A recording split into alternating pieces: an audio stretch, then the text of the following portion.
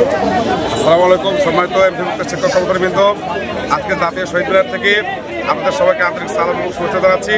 আপনারা জানেন এই 12 তারিখ থেকে আজকে আমরা অনেক পরিশ্রম করেছি। এই রোদে পড়ে অক্লান্ত আমরা খুবই ক্লান্ত হয়ে গেছি। আমরা অনশন করেছি, আমরা অসুস্থ হয়ে গেছি, আমরা সেবা দিয়েছি, তারপরেও কিন্তু আমরা মাঠ পাই নাই। আমরা বলেছিলাম এখান থেকে আমাদের লাশ যাবে, কিন্তু আমরা বিজয় নিয়েই তারপরে এই শহীদ মিনার ছাড়বো। সেই বিজয় কিন্তু আমাদের অর্জিত হয়েছে। আমরা যে দাবিটা করেছিলাম আমাদের পক্ষ থেকে কিন্তু ছাড় দিতে হয়েছে। মন্ত্রণালয়ের পক্ষ থেকে উভয় পক্ষের ছাড় নিয়েই আমরা ঐক্যবদ্ধ আজকে রেজাল্ট পেয়েছি। আজকে এই যে বিজয়, এটা একটা ঐতিহাসিক বিজয়।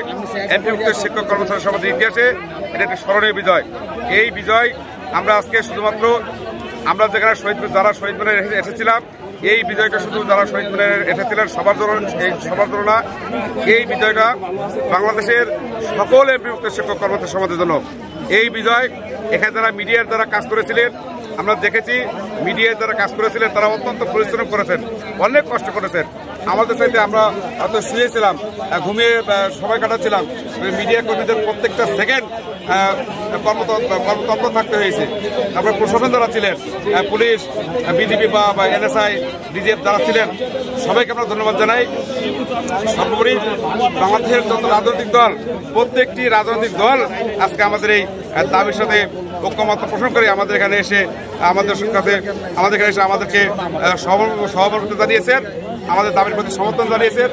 সবাইকে, প্রত্যেকটা রাজনৈতিক দলকে এই আজকে জাতীয় প্রত্যেক দলের পক্ষ থেকে আন্তরিক শুভেচ্ছা ও অভিনন্দন জানাই। আগামীতে শুধু এটা না, আমরা দেখেছি প্রবাসী যে সাংবাদিকগুলো রয়েছেন, আমাদের বাংলাদেশের বিখ্যাত সাংবাদিক যারা রয়েছেন, তারাও কিন্তু আমাদের পক্ষে কথা বলেছেন। বলা যায় এই বাংলাদেশের প্রত্যেকটি নাগরিকই আমাদের এই ন্যায্য দাবির প্রতি, যৌক্তিক দাবির প্রতি সমর্থন জানিয়েছেন। আজকে এই কেন্দ্রীয় শহীদ মিনার থেকে জাতীয় প্রত্যেক দলের পক্ষ থেকে প্রত্যেকটি নাগরিককে আমরা এই বিজয়ের মালা পরিয়ে দিতে চাই। আমরা বলতে চাই সবাইকে সাথে নিয়ে আমরা এই বিজয়ের উৎসব পালন করব এবং আগামীতে আমাদের যে বৈষম্যগুলো রয়েছে সেই বৈষম্যগুলো দূর করার জন্য আমরা কাজ করব। আপনারা দেখেছেন সারা বাংলাদেশ কিভাবে একত্রিত হয়েছিল। এবার আমরা জানি বাংলাদেশের প্রায় 60 থেকে 65টা সংগঠন আছে, আর কোনো সংগঠন নেই। সংগঠনের একটাই জাতীয়